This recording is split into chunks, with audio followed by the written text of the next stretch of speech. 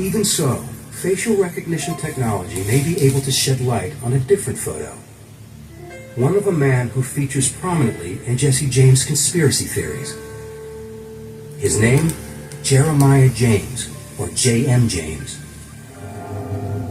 Though he died in Kansas in 1935, many of his descendants believe he was actually Jesse James, living incognito in Kansas after faking his death. Chuck James is his great-grandson. It is pretty logical that there's enough evidence out there in the world to say that Jesse was not shot and killed in 1882. He did fake his death. Chuck's father, Charles, actually knew J.M. James.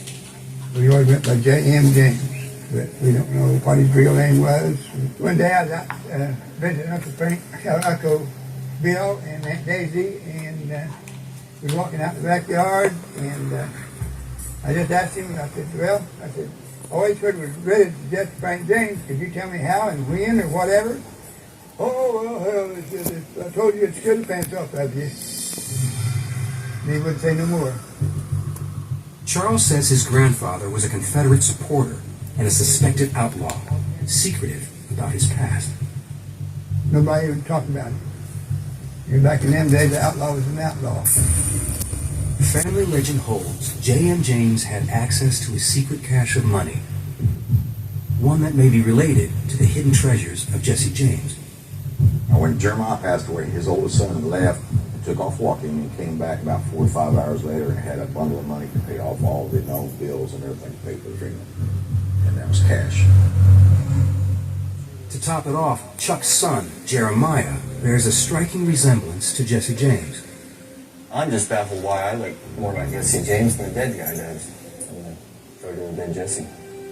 To show just how much he resembles Jesse James, Jeremiah dressed up in period clothes for a photo. It's just mind-blowing. Sometimes I wonder if it ain't me.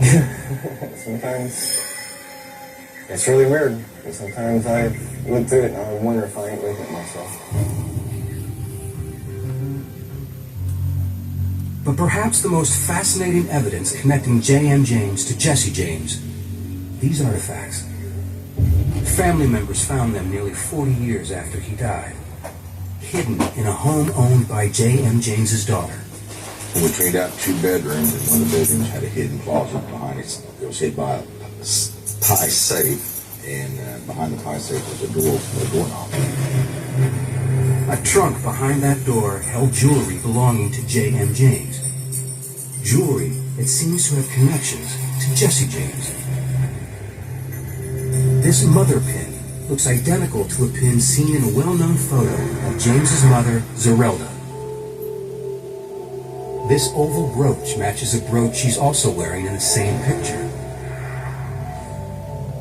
The holster brooch holds particular interest. Men in the 1800s wore such brooches to carry a flower.